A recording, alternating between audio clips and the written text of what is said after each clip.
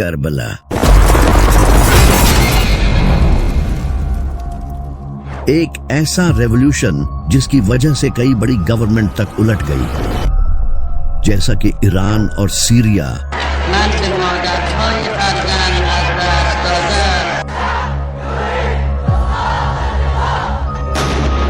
لیکن آخر کربلا ہوئی کیسے اور کس طرح امام حسین کی شہادت سے یہ ریولوشن سٹارٹ ہوا، تو چلے جانتے ہیں۔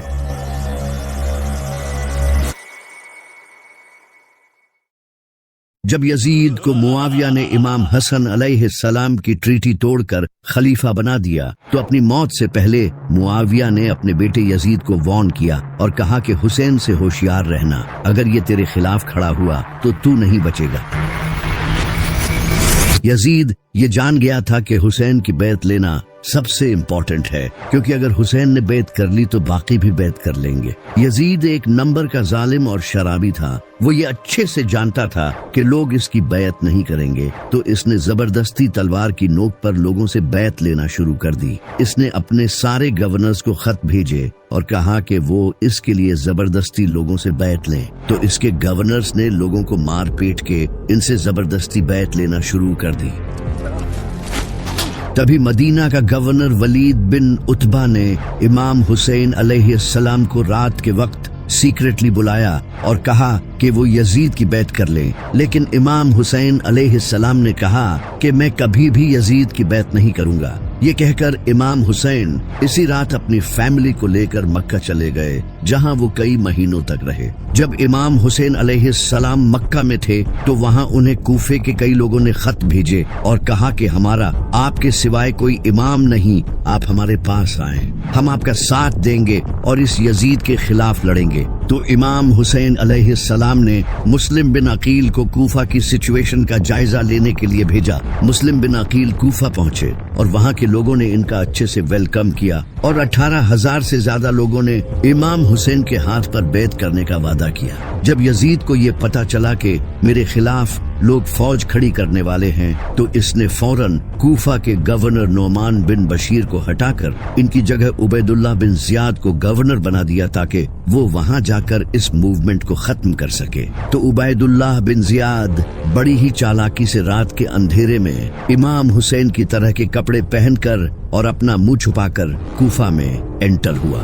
جب لوگوں نے اسے دیکھا تو انہیں لگا کہ امام حسین انہیں لیڈ کرنے آئے ہیں۔ لوگ خوشیاں منانے لگے اور اس کے ہاتھ چومنے لگے۔ اس وقت الیکٹریسٹی تو ہوتی نہیں تھی، تو رات کے وقت کسی کو پتہ نہیں چلا۔ عبید اللہ بن زیاد کوفہ کے محل میں انٹر ہو گیا اور اگلے ہی دن اس نے اپنی اصلیت لوگوں کے سامنے ظاہر کر دی اور کہا کہ جو بھی حسین کا ساتھ دے گا اس کا انجام بہت برا ہوگا۔ اس نے مسلم بن عقیل کو بھی پکڑ لیا اور انہیں محل کی چھت سے پھینک کر شہید کر دیا، اور جو بھی لوگ امام حسین کا ساتھ دینے والے تھے ان میں سے کئی لوگوں کو شہید کر دیا اور کئی لوگوں کو جیلوں میں ڈال دیا۔ امام حسین علیہ السلام اس وقت تک کوفے کی طرف اپنی فیملی کے ساتھ نکل چکے تھے، کیونکہ وہ پچھلے 4 مہینوں سے مکہ میں ٹھہرے ہوئے تھے اور حج کے موقع پر کئی ہزار مسلمان آ کر انہیں فالو کرنے کا وعدہ کر رہے تھے۔ یزید کو جب یہ پتا چلا تو اس نے اپنے کچھ بندے احرام کی حالت میں امام حسین علیہ السلام کو شہید کرنے کے لیے بھیجے۔ جب امام حسین کو اس کا پتا چلا کہ یزید نے انہیں مارنے کے لیے جاسوس بھیجے ہیں تو انہوں نے مکہ چھوڑنے کا فیصلہ کیا اور جانے سے پہلے خطبہ دیا اور کہا کہ جو ہمارا ساتھ دے گا وہ شہید ہوگا اور جو پیچھے رہ جائے گا وہ کبھی بھی اس عظیم کامیابی کو حاصل نہیں کر سکے گا۔ یہ کہہ کر امام حسین علیہ السلام کوفے کی طرف روانہ ہو گئے، لیکن انہیں یہ نہیں پتا تھا کہ کوفہ میں عبید اللہ بن زیاد نے قبضہ کر لیا ہے۔ ان کے کئی ساتھیوں نے انہیں وہاں جانے سے منع بھی کیا، لیکن امام حسین علیہ السلام ٹوٹل 70 سے 80 لوگوں کے ساتھ کوفہ کی طرف روانہ ہو گئے۔ وہ کسی جنگ کے لیے نہیں جا رہے تھے بلکہ اپنی فیملی کے ساتھ کوفہ کے لوگوں سے ملنے جا رہے تھے۔ یہ عظیم قافلہ ریگستان میں اپنے سفر پر روانہ تھا کہ تبھی انہیں مسلم بن عقیل کی شہادت کی خبر ملی، جسے سن کر ان کے کئی ساتھیوں کا مورال ٹوٹ گیا اور کچھ لوگوں نے واپس جانے کا سوچا۔ تو امام حسین علیہ السلام نے انہیں کہا کہ کہ ہم اللہ کی طرف سے آئے ہیں اور ہمیں اسی کی طرف لوٹ کر جانا ہے، ہمیں یہ سفر پورا کرنا ہے اور میں واپس نہیں مڑ سکتا۔ تو اس کے بعد ان کا قافلہ واپس سے کوفے کی طرف روانہ ہو گیا۔ تبھی راستے میں ایک جگہ جب قافلے نے قیام کیا تو امام حسین سو رہے تھے۔ تبھی انہوں نے خواب میں اپنے نانا نبی صلی اللہ علیہ وآلہ وسلم کو دیکھا۔ آپ نے امام حسین علیہ السلام کو فرمایا، اے حسین آگے بڑھو، اللہ تمہیں شہید دیکھنا چاہتا ہے۔ تو امام حسین علیہ السلام خواب سے اٹھے اور آپ نے اپنے ساتھیوں سے یہ خواب شیئر کیا اور انہیں کہا کہ جو واپس جانا چاہتے ہیں وہ چلے جائیں، کیونکہ اب جو میرے ساتھ رہے گا وہ مارا جائے گا۔ کچھ لوگ چھوڑ گئے لیکن باقی ان کے ساتھ رہے۔ تو قافلہ پھر سے اپنی منزل کی طرف روانہ ہو گیا۔ تبھی راستے میں انہیں ایک اور قافلہ دکھائی دیا جو کہ زہیر بن قین کا قافلہ تھا۔ ان کی ملاقات امام حسین سے ہوئی۔ اس ملاقات کے بعد زہیر بن قین نے اپنی بیوی کو طلاق دے دی اور کہا کہ تم باقی سب کے ساتھ جاؤ، کیونکہ میں اب امام حسین علیہ السلام کے ساتھ اپنی جان دوں گا۔ وہیں دوسری طرف یزید کو یہ پتہ چل چکا تھا کہ امام حسین کوفہ کی طرف روانہ ہو چکے ہیں، تو اس ناپاک نے حر بن یزید کو 1000 کے لشکر کے ساتھ امام حسین علیہ السلام کے قافلے کی طرف بھیجا۔ حر بن یزید نے اپنے لشکر کے ساتھ امام حسین کے قافلے کو راستے میں ہی ایک جگہ دریائے فرات کے کنارے ریگستان میں روک لیا۔ امام حسین نے اپنے ساتھیوں سے پوچھا کہ یہ کون سی جگہ ہے، تو انہوں نے بتایا کہ یہ کربلا ہے۔ امام حسین علیہ السلام کی آنکھوں میں آنسو آ گئے اور آپ نے فرمایا، یہی وہ جگہ ہے جہاں ہمارا خون بہایا جائے گا۔ امام حسین علیہ السلام نے حکم دیا کہ یہیں خیمے گاڑ دو، اب ہم آگے نہیں بڑھیں گے۔ یہ وہی جگہ تھی جہاں سے جب امام علی علیہ السلام جنگ صفین سے واپسی لوٹ رہے تھے تو آپ نے یہاں رک کر فرمایا تھا، اے حسین، اس دن صبر کرنا جس دن تمہارا باپ تمہاری مدد کے لیے تمہارے پاس نہیں ہوگا۔ تم کربلا کی زمین پر صبر کرنا، کیونکہ وہاں تمہیں اکیلے موت کا سامنا کرنا پڑے گا۔ تو جب 2 محرم کے دن امام حسین علیہ السلام کے ساتھیوں نے کربلا میں خیمے لگا لیے تو اسی وقت یزید نے 4000 کے لشکر کے ساتھ عمر بن سعد کو حر بن یزید کی فوج جوائن کرنے بھیجا۔ اس سے حر بن یزید کی فوج اور زیادہ بڑھ گئی۔ اس کے علاوہ بھی عمر بن سعد یزید سے اور زیادہ لشکر منگوانے لگا، جس کے بعد اس کی فوج 1000 سے 30,000 ہو گئی۔ وہیں دوسری طرف امام حسین کے ساتھ ان کے صرف 70 ساتھی تھے۔ لیکن آخر کیوں عمر بن سعد اتنی زیادہ فوج منگوا رہا تھا جبکہ سامنے صرف 70 تھے اور ان میں سے بھی کئی بچے اور عورتیں تھیں؟ اس کی وجہ یہ تھی کہ ان 70 لوگوں میں ایک انسان تھا جس کا نام تھا عباس۔ یہ امام علی علیہ السلام کے بیٹے اور امام حسین علیہ السلام کے بھائی تھے۔ یہ اتنے بہادر تھے کہ جب یہ جنگ میں لڑتے تھے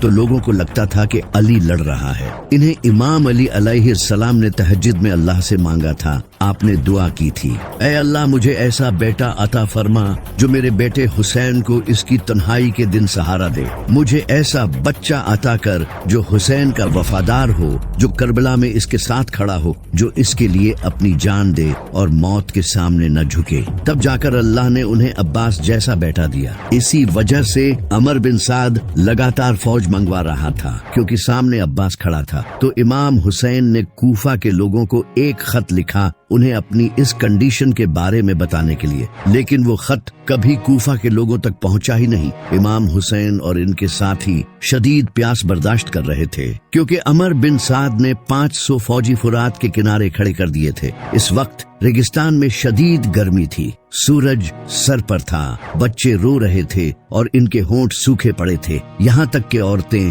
پیاس کی شدت سے بے ہوش ہو رہی تھی۔ پیاس کی وجہ سے امام حسین کے ساتھی کمزور ہو رہے تھے، لیکن ان کا جذبہ مضبوط تھا۔ امام حسین علیہ السلام کے ایک بیٹے امام زین العابدین علیہ السلام پہلے ہی بیمار تھے۔ بی بی سکینہ امام حسین کے پاس آ کر بار بار پوچھ رہی تھی کہ بابا پانی کہاں ہے۔ امام حسین علیہ السلام نے دشمنوں کو پیغام بھیجا کہ اگر تمہیں مجھ سے دشمنی ہے تو ان بچوں اور عورتوں کو تو پانی پینے دو، ان کا کیا قصور ہے؟ لیکن ان کا آگے سے جواب آیا کہ ہمیں عبید اللہ بن زیاد نے سخت آرڈر دیا ہے کہ انہیں ایک بوند بھی پانی نہیں دینا۔ اگلے دن 8 محرم کو امام حسین علیہ السلام نے عمر بن سعد سے नेगोशिएशंस करने की कोशिश की, लेकिन इनकी एक ही डिमांड थी कि यजीद की बैत करो, जो कि इमाम हुसैन कभी करने को तैयार नहीं थे। प्यास की वजह से दिल की धड़कन तेजी से बढ़ रही थी। खून गाढ़ा होने की वजह से बॉडी को पंप करने में मुश्किल हो रही थी।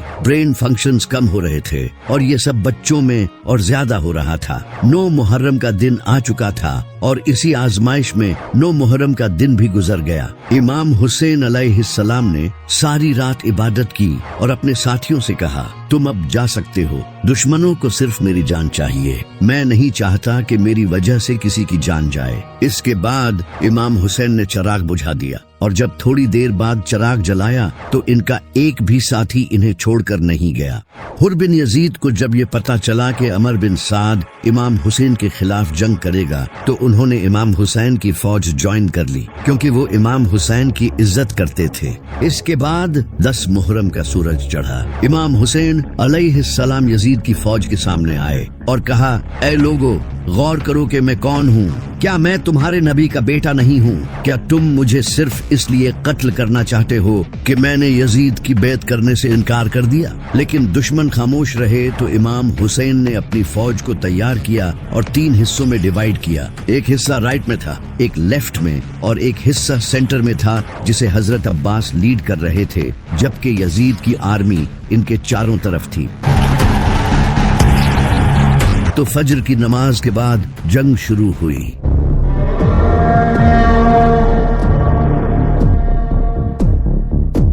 इमाम हुसैन अलैहिस्सलाम के कई साथी एक एक करके शहीद होते रहे। जब इमाम हुसैन के साथी शहीद हो गए तो इमाम हुसैन अलैहिस्सलाम के खूबसूरत बेटे जनाबे अली अकबर, जो कि नबी सल्लल्लाहु अलैहि वसल्लम के हम शक्ल थे, वो मैदान में आए और पुकारने लगे, मैं हूँ अली, अली के बेटे हुसैन का बेटा। हम नबी के घर वाले हैं और अल्लाह की कसम हम कभी भी बातिल के सामने नहीं झुकेंगे। जब यजीद की फौज ने जनाबे अली अकबर के चेहरे को देखा तो वो खामोश हो गए। कुछ ने तो नजरें नीची कर ली और कुछ ने अपने चेहरे फेर लिए, क्योंकि जनाबे अली अकबर नबी सल्लल्लाहु अलैहि वसल्लम के हम शक्ल थे। ऐसा लग रहा था जैसे नबी सल्लल्लाहु अलैहि वसल्लम ही मैदान में आ गए हों। इसके बाद वो आगे बढ़े और एक के बाद एक दुश्मन को मारते गए, लेकिन दूर से किसी ने इनके सीने में नेजा मारा, जिसके बाद वो नीचे गिरे और इमाम हुसैन को पुकारने लगे। इमाम हुसैन पूरी तेजी से इनके पास आए और इन्हें उठाकर कहने लगे, ऐ अल्लाह, तू गवाह रहना, इन्होंने उसे भी शहीद कर दिया जो सूरत में तेरे नबी से सबसे ज्यादा मिलता था। इसके बाद इमाम हसन अलैहिस्सलाम के बेटे जनाबे कासिम अलैहिस्सलाम ने इमाम हुसैन से जंग की इजाजत मांगी तो इमाम हुसैन अलैहिस्सलाम ने कहा, ऐ कासिम, तुम ही इकलौते अपने बाप की निशानी हो, मैं तुम्हें कैसे जाने दे सकता हूँ? तो जनाबे कासिम अलैहिस्सलाम ने कहा, चचा जान, आपके लिए मुझे मौत शहद से भी ज्यादा मीठी है। इमाम हुसैन अलैहिस्सलाम ने इन्हें गले लगाया और रोने लगे। तो फिर जनाबे कासिम मैदान में आए और बड़ी बहादुरी से लड़े, लेकिन कुछ देर बाद किसी ने पीछे से इन पर हमला किया और वो भी शहीद हो गए। इमाम हुसैन अलैहिस्सलाम इनके पास गए और इनके जिस्म को उठाया। इसके बाद इमाम हुसैन के 2 भतीजे भी शहीद हो गए। हजरत अब्बास अलैहिस्सलाम भी जंग में मसरूफ थे। जब उन्हें बच्चों के रोने की आवाज आई तो उन्होंने इमाम हुसैन अलैहिस्सलाम से पानी लाने की इजाजत मांगी। इमाम हुसैन ने उन्हें इजाजत दे दी। इसके बाद हजरत अब्बास अलैहिस्सलाम अपने घोड़े पर सवार हुए और यजीद की आर्मी को चीरते हुए फुरात की तरफ बढ़े। वो रास्ते में आने वाले हर एक को खत्म करते गए और दरिया पर पहुंच गए। वहां पहुंचकर उन्होंने पीने के लिए अपने हाथों में कुछ पानी लिया, लेकिन जैसे ही उन्हें याद आया कि इनका खानदान प्यासा है तो उन्होंने पानी अपने हाथों से गिरा दिया। इसके बाद वो अपने मशकीजे में पानी लेकर अपने घोड़े पर बैठे और वापस खेमों की तरफ बढ़ने लगे। लेकिन तभी कुछ दुश्मनों ने इनके बाजू पर हमला किया और इनका एक बाजू काट दिया। उन्होंने दूसरे हाथ में मशकीजे को पकड़ लिया, लेकिन इनका दूसरा हाथ भी काट दिया गया। तो उन्होंने अपने मुंह में मशकीजे को पकड़ लिया, लेकिन इसके बाद उन्हें शहीद कर दिया गया।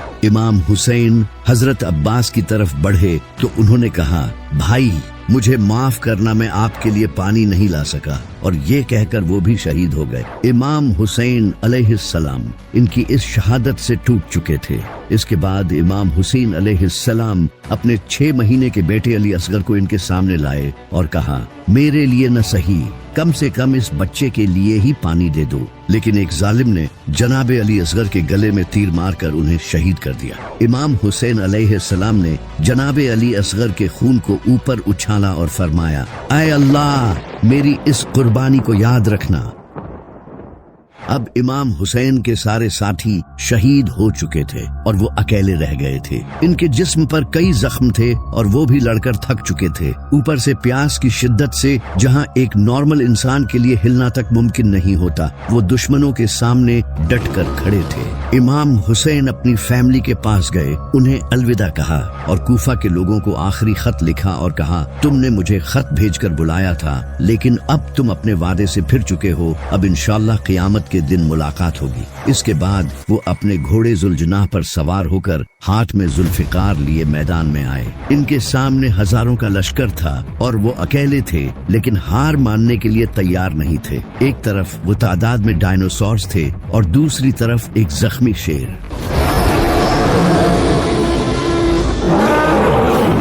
امام حسین پوری رفتار سے فوج کی طرف بڑھے اور اپنی تلوار سے دشمنوں کو چیرنے لگے۔ وہ دشمنوں کی صفیں چیرتے ہوئے آگے بڑھتے رہے۔ دشمنوں کی گردنیں ہوا میں پرندوں کی طرح اڑ رہی تھی۔ کئی فوجی شوق ہو گئے۔ کچھ فوجیوں نے کہا، ہم نے کبھی کسی انسان کو اس پیاس اور زخمی حالت میں لڑتے نہیں دیکھا۔ یہ ایسے لڑ رہا ہے جیسے یہ اس دنیا کا نہیں ہے۔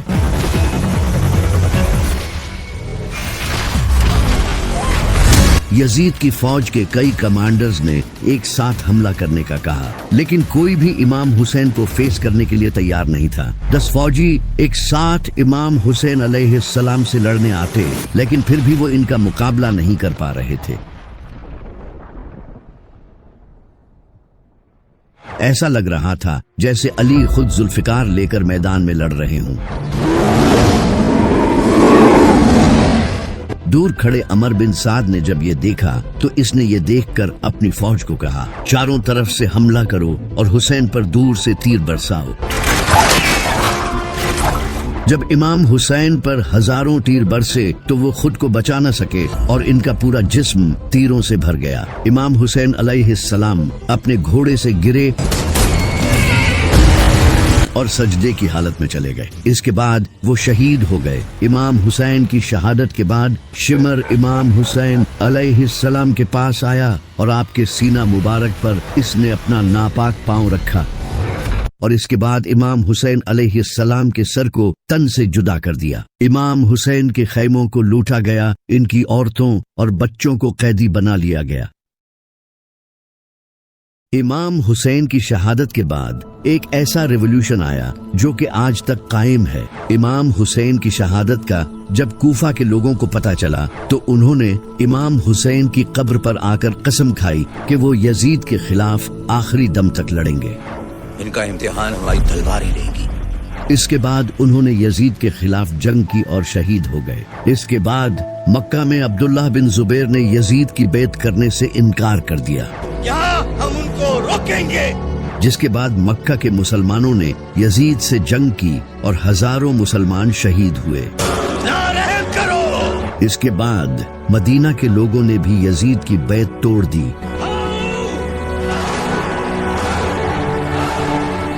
جب انہیں امام حسین علیہ السلام کی شہادت کا پتہ چلا اور انہوں نے بھی یزید کے خلاف جنگ کی اور ہزاروں لوگ شہید ہو گئے، ان کے کئی سالوں بعد کالے جھنڈوں کے ساتھ عباسی کھڑے ہوئے اور انہوں نے بنو امیہ کی اس ظالم حکومت کو ختم کر دیا۔ امام حسین کے خون سے ایک ایسا ریولوشن شروع ہو چکا تھا جو ان کی شہادت کے صدیوں بعد تک جاری رہا۔ جیسا کہ 1979 ایران میں انقلاب آنے سے پہلے وہاں شاہ محمد رضا پہلوی کی حکومت تھی جو کہ ویسٹرن کنٹریز کا غلام بنا ہوا تھا، جیسا کہ اسرائیل اور امریکہ آج جہاں ایران ان کا سب سے بڑا دشمن ہے، وہیں ایک ٹائم ایسا بھی تھا جب ایران کے ان کے ساتھ کافی اچھے ریلیشنز تھے۔ On behalf of all of my fellow Americans, in welcoming you to the United States. इस वक्त ईरान में फुल वेस्टर्न कल्चर था और रिलीजियस स्कॉलर्स तक को सप्रेस किया जाता था। तभी एक इंसान खड़ा हुआ जिसका नाम था अयतुल्लाह खोमेनी। खोमेनी ने लोगों को बताना शुरू किया कि हर दिन आशूरा का दिन है और हर जमीन करबला की जमीन है, यानी कि वो लोगों को ये कहने लगे कि हमें करबला की तरह इस यजीद के खिलाफ भी खड़ा होना पड़ेगा और ईरान में रिजीम चेंज लाना होगा। खोमेनी ने मजलिसों में लोगों को अवेयर करना शुरू किया। लोग इनकी बात समझने लगे और लब्बैक या हुसैन के नारे लगाने लगे। लोग इमाम हुसैन अलैहिस्सलाम के झंडे उठाने लगे और यहाँ तक कि कई हजारों मुसलमानों ने हुकूमत से लड़ने में अपनी जान तक दी। लोग इमाम हुसैन अलैहिस्सलाम की स्टोरी से मोटिवेट होने लगे और इसी तरह आयतुल्लाह खोमेनी ने ईरान की हुकूमत पलट दी, जिसके बाद ईरान में वेस्टर्न कल्चर खत्म करके इस्लामी हुकूमत लाई गई। ईरान की इस्लामी मूवमेंट से इंस्पायर होकर नाइजीरिया में शेख इब्राहिम ने भी शिया मूवमेंट स्टार्ट की। ये लोग भी इमाम हुसैन के नारे लगाने लगे और प्रोटेस्ट करने लगे, जिसे देखकर दिसंबर 2015 में नाइजीरिया की सिक्योरिटी फोर्सेस ने इन पर अटैक किया और 1000 से ज्यादा शिया मुसलमान शहीद हुए, जिसमें से 3 तो शेख इब्राहिम के बेटे थे। शेख इब्राहिम और उनकी बीवी को गोली मारी गई और बगैर किसी मुकदमे के इन्हें जेलों में डाल दिया गया। इसी तरह इराक के लोगों ने हुकूमत की करप्शन, गुर्बत और अमेरिका की फॉरेन इंटरफेरेंस से तंग आकर हुकूमत के खिलाफ प्रोटेस्ट शुरू कर दिए। Iraq is dealing with a fourth day of violent anti-government protest. ये प्रोटेस्टर्स खुद को हुसैन और हुकूमत को यजीदी बोलने लगे। 100 से ज्यादा लोगों ने अपनी जान दी 5 Iraqis died in clashes between police and anti-government protesters in और हजारों लोग जख्मी हुए। कई लोगों को स्नाइपर्स के जरिए मारा गया और इन प्रोटेस्टर्स के कैंप्स तक जलाए गए, एग्जैक्टली जिस तरह इमाम हुसैन के खेमे जलाए गए थे। इसी साल लुबनान के लोगों ने हुकूमत की करप्शन और सियासी निजाम से तंग आकर हुकूमत के खिलाफ प्रोटेस्ट किए। लोग खुद को हुसैनी कहने लगे और काले झंडे उठाकर प्रोटेस्ट करने लगे। इन प्रोटेस्टर्स पर भी गवर्नमेंट ने टीयर गैस छोड़ी और कई लोगों को अरेस्ट भी किया गया। लेकिन इस प्रोटेस्ट के 2 हफ्ते बाद इनके प्राइम मिनिस्टर साद हरीरी ने रिजाइन कर दिया। तवज्जह इलैकुम बिहाज़ा अल-खिताब। इसी तरह 2011 में बहरीनी प्रोटेस्ट हुए, जब बहरीन में शिया मेजॉरिटी पर सुन्नी हुकूमत थी और शिया को ऑप्रेस किया जा रहा था, तो उन्होंने भी प्रोटेस्ट शुरू कर दिए। इनके अलावा 2020 में इंडियन प्रोटेस्ट, इसी साल ब्लैक लाइव्स मैटर प्रोटेस्ट और पाकिस्तान में भी प्रोटेस्ट किए गए हैं, जिनके पीछे की इंस्पिरेशन करबला थी। यही वो रेवोल्यूशन है जो इमाम हुसैन ने अपने खून से शुरू किया, जिसे आज बहुत से लोग नहीं जानते। इस्लाम खुद एक पॉलिटिकल रिलीजन है। नबी सल्लल्लाहु अलैहि वसल्लम खुद एक पॉलिटिशियन थे। आपने काफिरों से डील की और इस्लाम को एस्टैब्लिश किया। इसी तरह पहले खलीफा हजरत अबू बकर रजी अल्लाह तआला अन्हु भी एक पॉलिटिशियन थे और हजरत उमर रजी अल्लाह तआला अन्हु, जिन्होंने रोमन और पर्शियन एम्पायर्स के खिलाफ जंगें की और इससे इस्लाम पूरी दुनिया में फैला। इमाम अली अलैहिस्सलाम भी पॉलिटिशियन थे, जो कि हजरत अबू बकर, उमर और उस्मान के दौर में हुकूमत के साथ रहे और उन्हें मशवरे देते थे और अपने दौर में भी हुकूमत की। इसी वजह से इस्लाम एक पॉलिटिकल रिलीजन है। इस्लाम का खुद का खिलाफत सिस्टम है। ये दीन हुकूमत करने के लिए ही बना है। अगर मुसलमानों पर काफिर हुकूमत करेंगे तो मुसलमानों की नमाज और रोजे का कोई फायदा नहीं होगा। ये काफिर जुल्म करेंगे और मुसलमान कुछ नहीं कर पाएंगे, जो कि आज आप फिलिस्तीन में देख सकते हो। इसी वजह से सबसे पहले हमें पॉलिटिकल एक्टिव होना पड़ेगा और अल्लाह की हुकूमत कायम करनी पड़ेगी, वरना हमारी नमाजों का कोई फायदा नहीं। इसी वजह से अल्लामा इकबाल ने कहा था कि लोग जिस दीन को मस्जिदों में तलाश करते हैं, वो दीन करबला की जमीन पर पड़ा है।